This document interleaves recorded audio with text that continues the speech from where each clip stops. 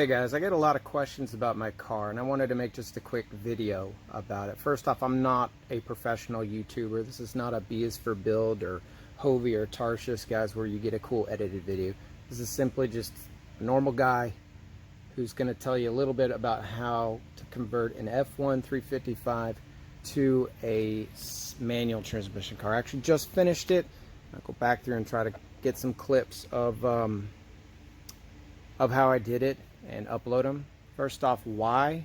Everybody loves the 355, but it gets a bad rap, at least the F1. But most of it is just people on YouTube and the internet regurgitating things they heard from other YouTubers and just spreading myths and stuff. In reality, there are a couple quirks. For example, if the hood latch comes unplugged or the doors open, it doesn't work and people think that their car is broken. There's a lot of things and there's a lot of easy ways to fix it. This car had a bad pump and about 10 years ago, and there was no replacements at that time, so the previous owner had it converted to a manual car. Since then, now you can buy a new pump for relatively cheap. You can even buy a 360 pump and put it on here instead. What I did is I bought this and I ended up converting it back to an F1 just to see what an F1 was like, and my plan was to be able to convert back and forth within a weekend. And so this video kind of shows how it works and how it was done, and just to kind of answer some questions. Again, I'm not a professional YouTuber. This is it already done, and you know, I still got a couple little things left over, the paddles to do, but it's pretty easy. The whole project this weekend took me about 6 hours worth of work. I did not take the pedal box out, so I had left the pedal box in. Just kind of taped the clutch up out of the way. And so when I convert it back to a 6-speed, all I did was just bring the pedal back and screw on the aluminum so you can actually see it again. Alright, I have my 99 355 F1 on the lift. I'm going to be converting it over to a manual transmission car. And I just wanted to show kind of what I had to do. So basically it's pretty easy. Got to remove the reservoir here, which I've already drained. Down here you'll see that there is a pump. Well, you can't see it, but you'll see it from the other side. The F1 pump is right here, and it's covered in fluid because I'm draining the thing. And then there's an actuator down here that needs to be removed, and so I'll go ahead and get those removed. Here we are again at the actuator. There are 4 bolts that hold it in. You also want to make sure once these are loose, then you can undo one of these. I found that to get some of these 17mm bolts off, you need to loosen it first. So it's kind of a process. Make sure you unplug it from here, and then we're going to talk about this bolt in a second. So now we've removed the bolt from here and undone the lines, and the actuator will just come out.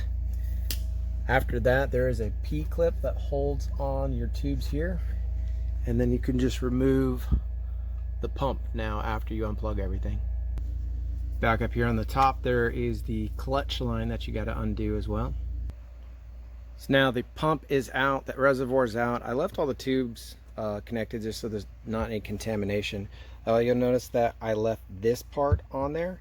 It's held in by 1 roll pin. Yours won't have the holes yet, and but you need to pop the roll pin out to slide it out. So when you do this, you really need to make sure you support the shaft very well as you pop out the roll pin, because you're going to use this part. The only really difference between the transmission on an F1, besides they actually have a little bit beefier forks, I believe, but the main difference between the 6-speed manual and the 6-speed F1 is the input shaft for the shifting linkage. So on an F1, it pops out with something that attaches this. On basically the 6-speed cars, it has more of a linkage that fits the same thing that's on the shifter. So what you need to do is either you can drill this in a way that you don't mess with the roll pin, and that's what somebody did to this one. I didn't do this. For some reason it looks like they drilled one and drilled again. But all they're going to do is that allows you to put a bolt through this on the manual shifter linkage to install a bolt there, and once a bolt's there, now you're able to shift the car. So this part goes back on the transmission. I'll show that in a little bit. So now we're back underneath the car. So as you see, and I guess another part you need is this rubber seal. This rubber seal is from a manual transmission. This is the output, or the, I guess, I don't know what you call this, the input shaft, or the outer part of the input shaft that goes into the transmission. So now we take the part, and it just goes right on back on there like it did before. Bolt down, put the nut on the bottom, and then we're going to attach the shift rod to this via this hole. Now we're back up top where we removed the original clutch line. This is the only part that you have to really fabricate. You need a line to go all the way from your clutch, or at least the master cylinder, back to here. And so you tap into the original thing here, so nothing is permanent. And once you attach this, then your clutch will work from the pedal. All right, so real quick, we're going to talk about the parts needed for the swap. It's actually not a whole lot. You obviously need the shifter, the bezel, the mount, you know, everything that typically comes with the shifter. You need the shifter rod, and this is the end of the shifter rod. It's like the counterweight or adjuster, whatever you call it. You need the bezel, and you need a 3-pedal box. This is actually the F1 box, but I just wanted to show a box.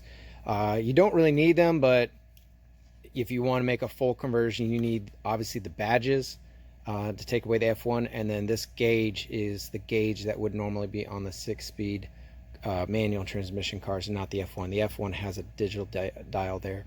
All right, so now I'm underneath the car. I believe the hole's already there on all cars. There might be something you gotta pop out. I don't know. When I run it as a 6-speed car, I just put a little piece of sheet metal over here, and then back here it's as simple as putting the shifter rod through the hole. All right, with the shifter you can actually have all this off. I just left it on there because it was already on there, and it's literally as simple as pushing it up through the hole, and you got to wiggle it a little bit. Now we're in there. Put it on there. There's some grommets and screws that go there, and obviously we're going to hook up our shifter fork to there. Shifter box is in. You put in the grommets and tighten these 10mm bolts. There's a bolt that attaches here. Shifter rod comes down, and now obviously we've tightened this bolt that does the to the input of the transmission, and then this bolt right here, and now it's essentially hooked up. The only thing left to do is we have to adjust the shifter, and you can find instructions to do that anywhere, any 6-speed car. It's just you turn this in and out once it's all lined up to make sure your the shifter is centered. So the next step is just the clutch, and so I find the only way to do it, in my opinion, is use the pressure bleeder. So we pump it up 10 psi. I put a towel in here just in case anything leaks. I don't want it to spray brake fluid all over the place. Come back here to the back. I've got a hose hooked up to a drain pan and just a 13mm wrench, and we're going to get rid of all the F1 fluid out of there, all the air. So we're hoping to see some brake fluid come out of here shortly.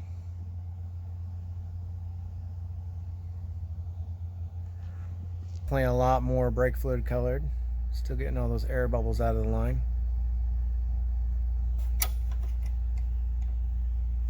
A little less now.